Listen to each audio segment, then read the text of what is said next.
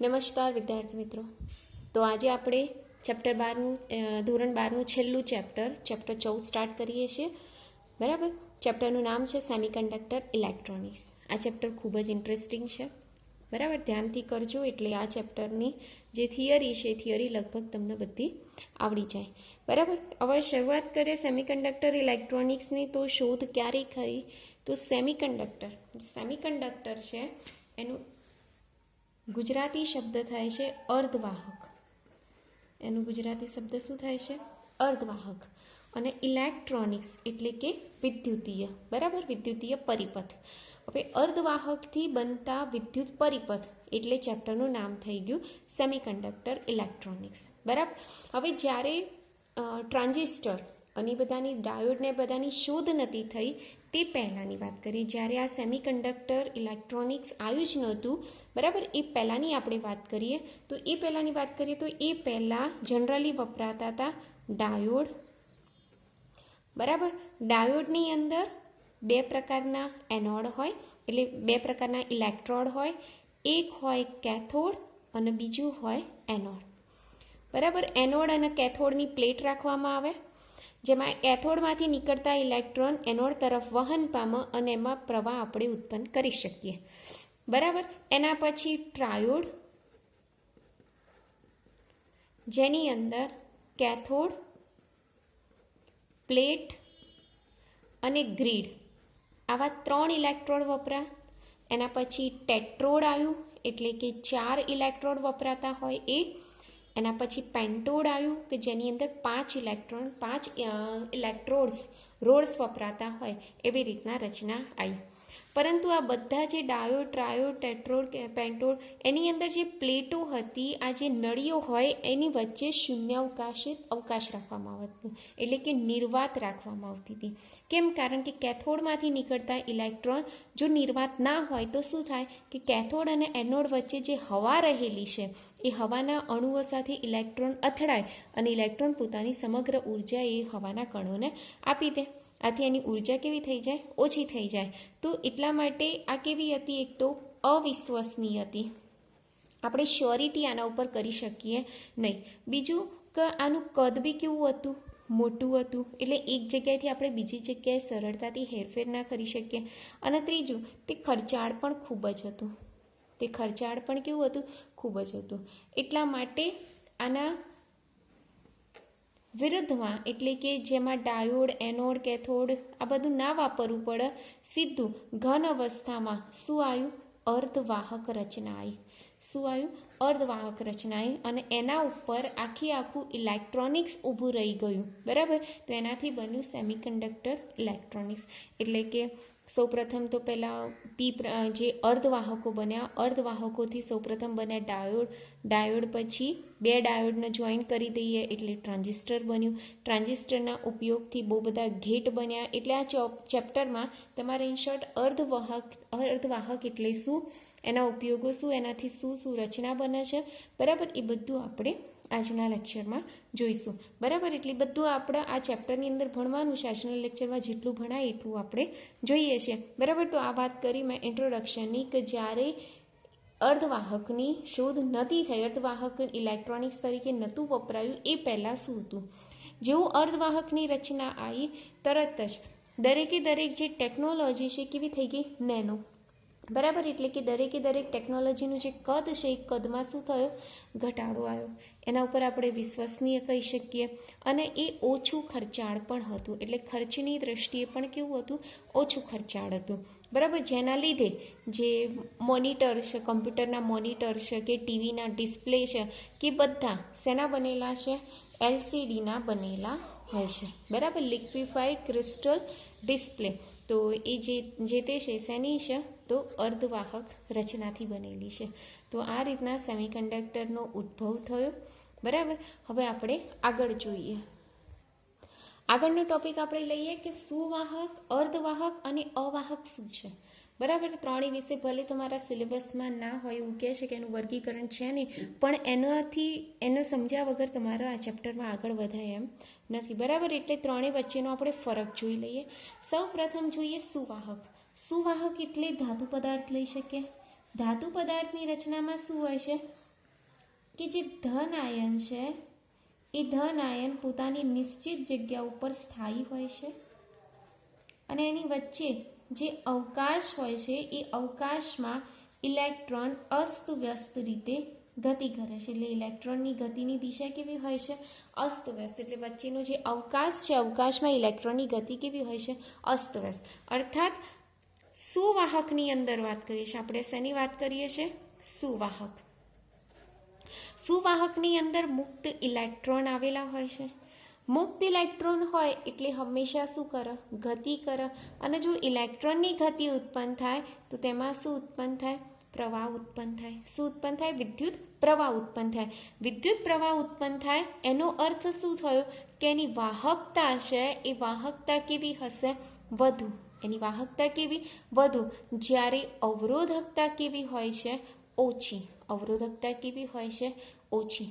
આનાથી વિરુદ્ધ આપણે વાત કરીએ અવાહકની। તો અવાહકની વાત કરીએ, આની અંદર એક બીજો પોઈન્ટ કે જેમ જેમ તમે તાપમાનના મૂલ્યમાં વધારો કરો, જેમ જેમ તમે તાપમાનના મૂલ્યમાં વધારો કરો એટલે કે આ ધાતુ પદાર્થને ગરમ કરો। ગરમ કરો એટલે શું થાય કે આ જે ધન આયન અને જે ઋણ આયન જે જકડાયેલા છે એ જકડાયેલા હોય એ બંધનું શું થાય છે? બંધ તૂટે। બંધ શું થાય? તૂટે।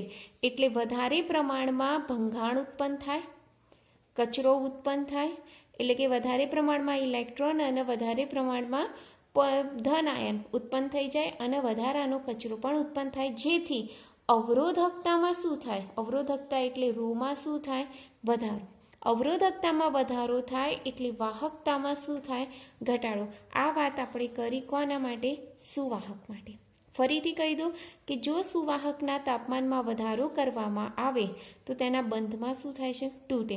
જો બંધ તૂટે એનો અર્થ સુવાહકની અંદર ભંગાણ ઉત્પન્ન થાય। ભંગાણ ઉત્પન્ન થાય એનો મતલબ કે એમાં વધારે પ્રમાણમાં અવરોધકતા ઉત્પન્ન થશે અને વાહકતામાં શું થશે? ઘટાડો। એટલે તાપમાન વધારતા વાહકતામાં શું થાય છે? ઘટાડો। જ્યારે અવાહકની વાત કરીએ તેમાં કોઈ પણ પ્રકારના મુક્ત ઇલેક્ટ્રોન હોતા નથી। જો મુક્ત ઇલેક્ટ્રોન ના હોય તો એમાંથી તો કોઈ પ્રવાહનું વહન થશે નહીં। જો પ્રવાહનું વહન નહીં થાય તેની વાહકતા કેવી હશે? ઓછી। એની વાહકતા કેવી હશે? ઓછી। અને અવરોધકતા કેવી હશે? વધારે હશે। બરાબર? એટલે આ વસ્તુ પણ આપણે જોઈ શકાય। ત્રીજું વસ્તુ આવે છે સૌથી ઇમ્પોર્ટન્ટ, એ છે અર્ધવાહક રચના। કઈ રચના છે? અર્ધવાહક રચના। અર્ધવાહક રચનાની અંદર હું વાત કરી દઉં કે 0 કેલ્વિન તાપમાન એટલે કે એકદમ 0 કેલ્વિન તાપમાને જે ધન આયનો છે એને લગતી ઇલેક્ટ્રોન ચીપકીને રહેશે।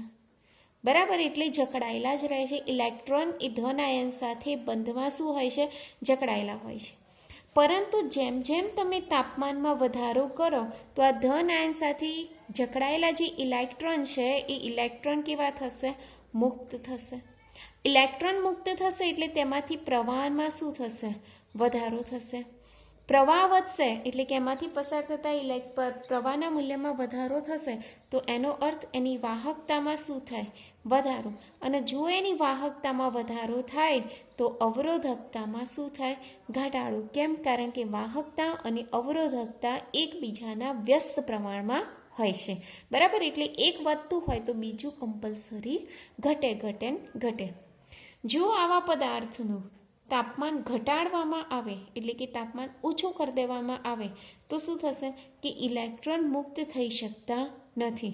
જો ઇલેક્ટ્રોન મુક્ત ના થાય તો એનો અર્થ એમાંથી કોઈ પણ પ્રકારનો પ્રવાહનું વહન થશે નહીં। અને જો પ્રવાહનું વહન ના થાય તો એનો અર્થ શું થયો કે એમાંથી જે પ્રવાહ છે, વાહકતાના મૂલ્યમાં શું થશે? ઘટાડો। અને અવરોધકતાના મૂલ્યમાં શું થશે? વધારો થશે। તો આ વાત કરી મેં કે આપણે આની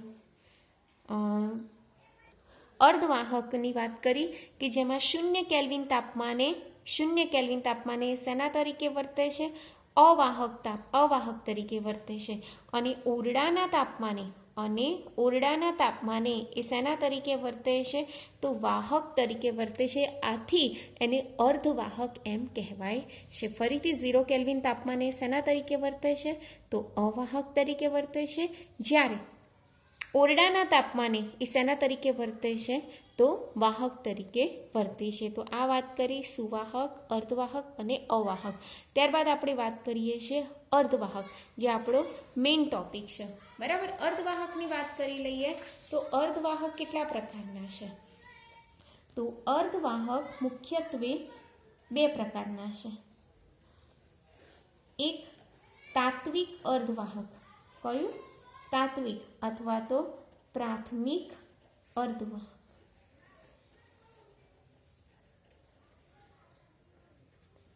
અને બીજું છે મિશ્ર અર્ધવાહક. મિશ્ર અર્ધવાહક. મિશ્ર અર્ધવાહકની વાત કરું તો એમાં 3 પ્રકાર પડે છે. નંબર 1 અકાર્બનિક અર્ધવાહક. અકાર્બનિક અર્ધવાહક. નંબર 2 કાર્બનિક અર્ધવાહક. અને નંબર 3 પોલિમર કાર્બનિક અર્ધવાહક. બરાબર, પોલિમર કાર્બનિક અર્ધવાહક. અકાર્બનિકની અંદર ઉદાહરણ આપી દઈએ તો cadmium sulphide, cadmium selenide, indium phosphide, gallium arsenide. આ એના ઉદાહરણ છે, અમુક કહી શકીએ. જ્યારે કાર્બનિકની અંદર કોનો ઉપયોગ થાય છે? તો એન્થ્રાસાઇન અથવા તો એન્થ્રાસીન પણ કહી શકાય. કાર્બનિક જે અર્ધવાહક છે એ અર્ધવાહકની વાત કરું છું. બરાબર, અને ત્યારબાદ બીજા નંબરે આવે છે એ છે થેલોસાઇનાઇન્સ. થેલોસાઇનાઇન્સ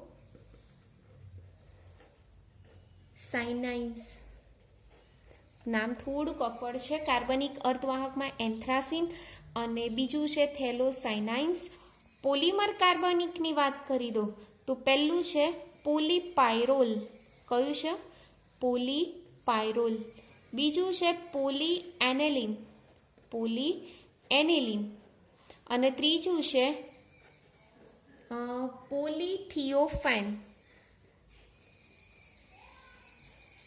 બરાબર, આ 3 પ્રકારના મિશ્ર અર્ધવાહક છે: અકાર્બનિક, કાર્બનિક અને પોલિમર કાર્બનિક. જનરલી આપણા ચેપ્ટરની અંદર શું ભણવાનું છે? તો પ્રાથમિક અર્ધવાહક અને અકાર્બનિક અર્ધવાહક, આ 2 પ્રકારના અર્ધવાહકો આપણે જોવાના છે, જેનું આપણે આગળ જોઈશું. બરાબર, જનરલી આ જે અકાર્બનિક અને પ્રાથમિક ઉપર આખું ઇલેક્ટ્રોનિક્સ પરિપથ ટકીને રહ્યું છે, પરંતુ આના માટે બી કહી દઉં કે કાર્બનિક અર્ધવાહક અને પોલિમર કાર્બનિક ઉપરથી જે નવી શાખા છે એ છે મોલિક્યુલર, જે છે સેમિકન્ડક્ટર. અને એક બીજી છે તમારા આની અંદર આપેલી છે, 1 મિનિટ, એ છે સેમિકન્ડક્ટિંગ પોલિમર ઇલેક્ટ્રોનિક્સ અને આણ્વિક ઇલેક્ટ્રોનિક્સ ટેકનોલોજીનો ઉદ્ભવ થયો છે. એટલે આ બંને જે શાખા છે કઈ પોલિમર કાર્બનિક અને કાર્બનિક અર્ધવાહક ઉપરથી કઈ તો એક છે પોલિમર મોલેક્યુલ એટલે કે ઇલેક્ટ્રોનિક્સ, પોલિમર ઇલેક્ટ્રોનિક્સ અને મોલેક્યુલ ઇલેક્ટ્રોનિક્સ.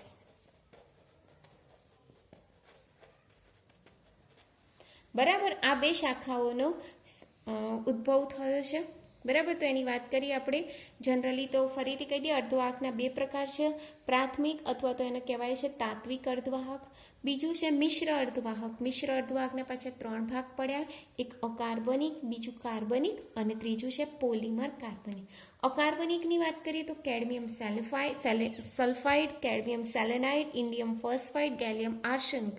પછી કાર્બનિક અર્ધવાહકની વાત કરીએ તો એન્થ્રાસીન, થેલોસાઇનાઇન્સ, પોલીપાયરોલ, પોલીએનેલિન, પોલીથિયોફેન. બરાબર, અને આ 2 શાખા છે. જનરલી વપરાય છે કયા? તાત્વિક અને અકાર્બનિક. પરંતુ આ બંને શાખામાંથી કઈ નવી શાખાઓનો ઉદ્ભવ થયો? તો પોલિમર ઇલેક્ટ્રોનિક્સ અને મોલેક્યુલ ઇલેક્ટ્રોનિક્સ શાખાઓનો ઉદ્ભવ થયો. ત્યારબાદ આપણે વાત કરીએ આગળનો ટોપિક છે, ટોપિકનું નામ છે ઉર્જા પટ, જેને આપણે કહીએ છીએ ઇંગ્લિશમાં એનર્જી બેન્ડ. બરાબર, તો એનર્જી બેન્ડ સૌથી અગત્યનો ક્વેશ્ચન સમજવા જેવો છે. સમજો. પહેલાં જ્યારે બોહરે પરમાણુય મોડેલની શોધ કરી હતી, બોહરનું પરમાણુ મોડેલ છે ને એની શોધ કરી હતી, ત્યારે એને એમાં જણાવ્યું હતું કે દરેક જે ઇલેક્ટ્રોન છે એ ઇલેક્ટ્રોન ન્યુક્લિયસની આસપાસ વર્તુળાકાર માર્ગે જ્યારે ગતિ કરે છે, કોઈ પણ ઇલેક્ટ્રોન ન્યુક્લિયસની આસપાસ વર્તુળાકાર માર્ગે જ્યારે ગતિ કરે છે ત્યારે તેની ઉર્જા એ જે તે કક્ષા ઉપર આધાર રાખે છે, ત્યારે તેની ઉર્જા જે તે કક્ષા ઉપર આધાર રાખે છે. બીજું કે આ જે ધારો કે ઘન પદાર્થ છે, તો ઘન પદાર્થમાં એક ઇલેક્ટ્રોન, બીજો ઇલેક્ટ્રોન, ત્રીજો ઇલેક્ટ્રોન, એમ બધા ઇલેક્ટ્રોન એકબીજાની કેવી હોય છે? સાથે સાથે હોય છે. આથી બંનેની જે ઉર્જા છે એ ઉર્જા એકબીજા ઉપર વ્યાપ્ત થયેલી હોય, એટલે કે ઓવરલેપ પણ થયેલી હોય, એકબીજા ઉપર ઓવરલેપ થયેલી હોય, જેથી ઘન પદાર્થના ઇલેક્ટ્રોનની જે ગોઠવણી છે એ સ્વતંત્ર ઇલેક્ટ્રોનની ગોઠવણી કરતાં કેવી હોય છે? અલગ હોય છે. બરાબર.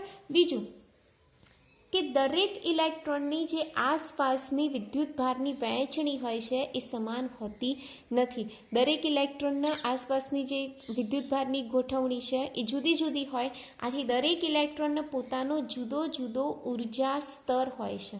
શું હોય છે? જુદો જુદો ઉર્જા સ્તર. બરાબર. એક જ પરમાણુની અંદર ધારો કે એક ઇલેક્ટ્રોન ગતિ કરે છે, તો આવા તો બહુ બધા પરમાણુ હોય. ધારો કે કેટલા પરમાણુ હોય? n પરમાણુ હોય. તો એક પરમાણુનો ઇલેક્ટ્રોન એક ઉર્જા સ્તર બનાવો, બરાબર. બીજો એક પરમાણુનો ઇલેક્ટ્રોન બીજો ઉર્જા સ્તર બનાવો, ત્રીજો પરમાણુનો ઇલેક્ટ્રોન ત્રીજો ઉર્જા સ્તર, એમ ચોથો ઉર્જા સ્તર, એમ પાંચમો ઉર્જા સ્તર, એમ વિવિધ ઉર્જા સ્તરો બનાવે છે. આ જે ઉર્જાનો સ્તર બન્યો, જે પટ્ટો બન્યો, જે બેન્ડ બન્યો, એને કહેવાય છે ઉર્જા પટ. એને શું કહેવાય છે? ઉર્જા પટ. ફરીથી કહી દઉં છું કે દરેક ઇલેક્ટ્રોનની આસપાસની વિદ્યુતભારની વહેંચણી સમાન હોતી નથી, એ કેવી હોય છે? જુદી જુદી. આથી દરેક પરમાણુને લગતે જે સ્તર હોય છે, સ્તર બી કેવા હોય? જુદા જુદા હોય છે. એ સ્તર બી કેવા હોય છે? જુદા જુદા હોય છે. આ વિવિધ સ્તરોનો જે બેન્ડ છે એને કહીશું આપણે ઉર્જા પટ. એને આપણે શું કહીશું? ઉર્જા પટ. એમાં બી પાછા કેટલા પ્રકાર હોય છે? તો જેમાં વેલેન્સ ઇલેક્ટ્રોન હોય, દાખલા તરીકે કોઈ પણ તત્વ લઈ લો, તો લઈ લઈએ આપણે લિથિયમ. બરાબર. લિથિયમનો પરમાણુ ક્રમાંક કેટલો? 3. એની ઇલેક્ટ્રોન રચના કેટલી? તો 1s2 2s1. કઈ છે? 1s2 2s1. હવે 2sમાં હોવા કેટલા જોઈએ? 2. પણ 6 કેટલા? 1. એનો અર્થ શું? આની અંદર એક ખૂટે, આની અંદર એક ખૂટે, તો આ જે વધારાનો એક ઇલેક્ટ્રોન છે એને આપણે કહીશું વેલેન્સ ઇલેક્ટ્રોન. એને આપણે શું કહીશું? Valence electron. આવો એક પરમાણુ નહીં, આવા વિવિધ પરમાણુ હશે, એટલે વિવિધ ઇલેક્ટ્રોનનો વેલેન્સ ઇલેક્ટ્રોન હોય. હવે આ વિવિધ વેલેન્સ ઇલેક્ટ્રોન પોતાનો એક બેન્ડ બનાવે છે, પોતાનો એક સ્તર બનાવે છે, જેને આપણે કહીશું વેલેન્સ બેન્ડ કહીશું. જેને આપણે શું કહીશું? વેલેન્સ બેન્ડ કહીશું. આ વેલેન્સ બેન્ડની ઉપર તરફ એક બીજો ઉર્જા સ્તર રહેલો હોય છે. વેલેન્સ બેન્ડની ઉપરની તરફ એક બીજો ઉર્જા સ્તર રહેલો હોય છે, જેને આપણે કહીશું કંડક્શન બેન્ડ. જેને આપણે શું કહીશું? Conduction band. ખ્યાલ આવી ગયો? તો ઉર્જા પટ અત્યાર સુધી આપણે કયા જોયા? 2. એક કયું? Valence band. બીજું કયું? Conduction band. આ વેલેન્સ બેન્ડ અને કંડક્શન બેન્ડની વચ્ચેનો જે વિસ્તાર છે, આ વિસ્તાર દેખાય, જ્યાં કોઈ પણ પ્રકારનો ઉર્જા સ્તર હોતો નથી, એ ઉર્જા સ્તરના આપણે કહીશું બેન્ડ ગેપ. એના આપણે શું કહીશું? Band gap. અર્થાત અહીંયા સેજ ગેપ રહેલી છે, એટલે એને આપણે શું કહીશું? બેન્ડ ગેપ કહીશું. ખ્યાલ આવી ગયો? તો આ વાત કરીએ આપણે ઉર્જા પટની. તો 3 પ્રકારના વેલેન્સ બેન્ડને આપણે શેના વડે બતાવીશું? તો EV વડે બતાવીશું. કંડક્શન બેન્ડને આપણે શેના વડે બતાવીશું? તો EC વડે બતાવીશું. અને જે બેન્ડ ગેપ છે એને આપણે શેના વડે બતાવીશું? તો EG વડે બતાવીશું. ફોરબિડન ગેપ પણ કહેવાય, બેન્ડ ગેપ પણ કહેવાય. બરાબર. એટલે આ 3 પ્રકારના પટ્ટ જોયા. નીચેવાળું બેલેન્સ, બરાબર. વેલેન્સ બેન્ડ, પછી એના ઉપરનું જે ઉર્જા સ્તર છે એને આપણે કહીશું કન્ડક્શન બેન્ડ ઈસી, અને આ બંને બેન્ડની વચ્ચેનો જે વિસ્તાર છે એને આપણે કહીશું બેન્ડ ગેપ એટલે કે ઈજી એટલે એનર્જી ગેપ. બરાબર. તો આ વાત કરીએ આપણે ઉર્જા પટ્ટની વાત કરીએ. હવે આપણે એક સ્પેશિયલી દાખલો લઈને કરીશું એટલે તમને ઝડપથી ખ્યાલ આવશે. જો હવે આપણે એક ઉદાહરણ લઈશું. ઉદાહરણ માટે એક અર્ધવાહક, તાત્વિક અર્ધવાહક એટલે કે પ્રાથમિક અર્ધવાહક લઈશું એસઆઈ. એને આપણે કહીએ છીએ સિલિકોન. સિલિકોનનો પરમાણુ ક્રમાંક છે 14. એની ઇલેક્ટ્રોન રચના છે 1s2 2s2 2p6 1s2 2s2 2p6 3s2 3p2. બરાબર. આવી એક રચના છે 1s2 2s2 2p6 3s2 3p2. એમાં જુઓ, પહેલી કક્ષા સંપૂર્ણ ભરાયેલી, બીજી કક્ષા બી સંપૂર્ણ બનાવેલી, 2 ને 2 4, અને 2p6 6 અને 4 10. એટલે અહીંયા જે છેલ્લી કક્ષા છે 3s2 અને 3p2, તો એમાં હોવા કેટલા જોઈએ આની અંદર? જો આ એક કક્ષા ભરાઈ ગઈ, કેટલાની? 2. આનાથી બીજી કક્ષા ભરાઈ ગઈ, કઈ? 8. આનાથી કેટલી ભરાવી જોઈએ? 8. કક્ષા યાદ છે ને? 2 8 8 16 18 એવી રીતના હોય છે. તો પહેલી કક્ષા સંપૂર્ણ ભરાઈ ગઈ, બીજી કક્ષા સંપૂર્ણ ભરાઈ ગઈ, ત્રીજી કક્ષા ભરાવી જોઈએ 8, પણ ભરાઈ કેટલી? 4. એનો અર્થ કેવો કે 4 ભરેલા છે અને 4 કેવા છે? ખાલી સ્તર છે. હું શું કહું છું, ખ્યાલ આવે છે? કે છેલ્લી કક્ષામાં કેટલા હોવા જોઈએ? 8, પણ છે કેટલા? 4. એનો મતલબ 4 ભરેલા છે, 4 ખાલી છે. આવો તો એક સિલિકોન નહીં હોય, આવા તો કેટલા સિલિકોન હશે? n સિલિકોન હશે. એટલે 4n ભરેલા છે અને 4n ખાલી છે. બરાબર. જે 4n ભરેલાની વાત કરું છું એ 4 છે એને આપણે કહીશું વેલેન્સ ઇલેક્ટ્રોન કહીશું. કયા ઇલેક્ટ્રોન કહીશું આપણે એને? વેલેન્સ ઇલેક્ટ્રોન કહીશું. એટલે હંમેશા ક્યાં હશે? તો વેલેન્સ બેન્ડમાં હશે. ક્યાં હશે? વેલેન્સ બેન્ડમાં. તો આપણી પાસે જે ઉર્જા સ્તર છે એની વાત કરી દઈએ. બરાબર. 4 સ્તરો છે. બરાબર. આની અંદર ઘણા બધા હોઈ શકે છે, જેટલા હોય એટલા હોઈ શકે. આપણે અહીંયા અત્યારે 4 સ્તર બતાવીએ છીએ. એકમાં n પરમાણુ હોય તો 4માં કેટલા હોય? 4. અને સંપૂર્ણપણે કેવું હોય છે? ભરાયેલું હોય છે. બરાબર. જ્યારે ઉપરનું જે સ્તર છે જેને આપણે કહીશું કન્ડક્શન બેન્ડ, આને આપણે કયું બેન્ડ કહીશું? કન્ડક્શન. આને આપણે કયો કહીશું? Valence band. અને વચ્ચેનો જે વિસ્તાર છે એને શું કહીશું? બેન્ડ ગેપ કહીશું, ઈજી કહીશું. હવે આ ઇલેક્ટ્રોન 0 કેલ્વિન તાપમાનની વાત કરું છું. ક્યારની વાત કરું છું? 0 કેલ્વિન તાપમાનની વાત કરું છું. એટલે અર્ધવાહક 0 કેલ્વિન તાપમાને અર્ધવાહક શેના તરીકે વર્તે? તો અવાહક તરીકે વર્તે. હવે આ જો ઇલેક્ટ્રોન આટલી જગ્યા પાર કરવાની જો ક્ષમતા હોય તો એ કન્ડક્શન બેન્ડમાં જઈ શકે છે. બરાબર. તો એ ક્ષમતા ક્યાંથી આવશે? તો આ સિલિકોનનું ટેમ્પરેચર થોડુંક તમે વધારો એટલે ઉષ્મા ઉર્જા આને પ્રાપ્ત થશે. એટલે આ ઇલેક્ટ્રોન એ ઉષ્મા ઉર્જાનું શેમાં રૂપાંતર થઈ જાય? ગતિ ઉર્જામાં. અને એ ઇલેક્ટ્રોન ગતિ કરીને ક્યાં જતું રહે? કન્ડક્શન બેન્ડમાં. કન્ડક્શન બેન્ડમાં જાય એટલે ઇલેક્ટ્રોન કેવું થઈ ગયું? મુક્ત થઈ ગયો. અને ઇલેક્ટ્રોન મુક્ત થઈ ગયું તો એ વખતે એ શેના સ્વરૂપે વર્તશે? તો સુવાહક તરીકે વર્તશે. બરાબર. તો આ રહી વાત ઉર્જા બેન્ડ માટેની કરી. આમાં 3 પ્રકારના કિસ્સા મળી છે કે જો ઈજી એટલે કે આ બંને ગેપની વચ્ચે જો જગ્યા જ ના હોય, એટલે કે આ બધા જે ગેપ છે, ઉર્જા સ્તરો છે એ એકબીજામાં ઓવરલેપ થઈ જાય. આ દેખાય આ કન્ડક્શન બેન્ડ અને આ વેલેન્સ બેન્ડ, આ બંને વચ્ચે કોઈ પણ પ્રકારનું બેન્ડ ગેપ ના હોય તો આ આપણે કયા તત્વો કહીશું? સુવાહકો કહીશું. આ શેના માટે આપણે વાત કરીએ? સુવાહકો વિશે.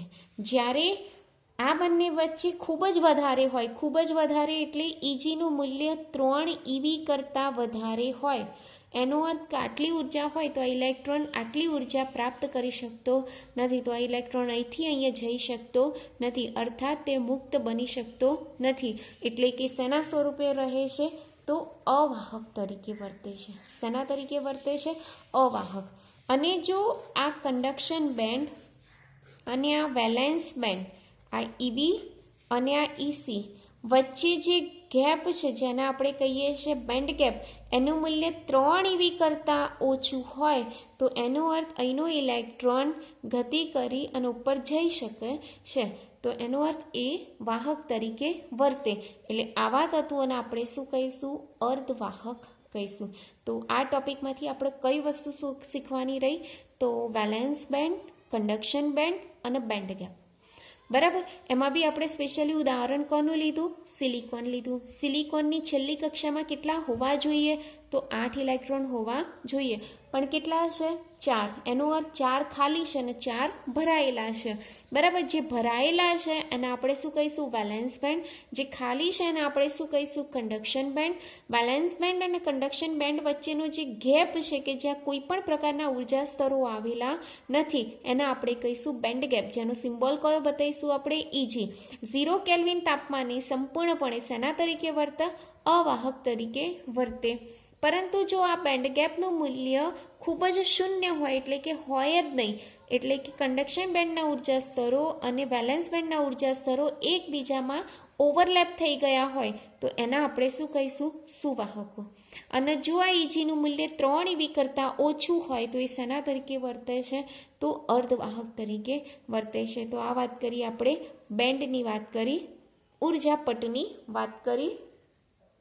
ફરીથી એક વખત, અવાહક માટે બેન્ડ ગેપનું મૂલ્ય કેટલું હોવું જોઈએ? 3 eV કરતાં વધારે. સુવાહક માટે બેન્ડ ગેપનું મૂલ્ય લગભગ 0 અને અર્ધવાહક માટે બેન્ડ ગેપનું મૂલ્ય કેટલું હોવું જોઈએ? 3 eV કરતાં ઓછું. 0 કેલ્વિન તાપમાને કન્ડક્શન બેન્ડ સંપૂર્ણપણે ખાલી હોય, વેલેન્સ બેન્ડ સંપૂર્ણપણે ભરાયેલું હોય.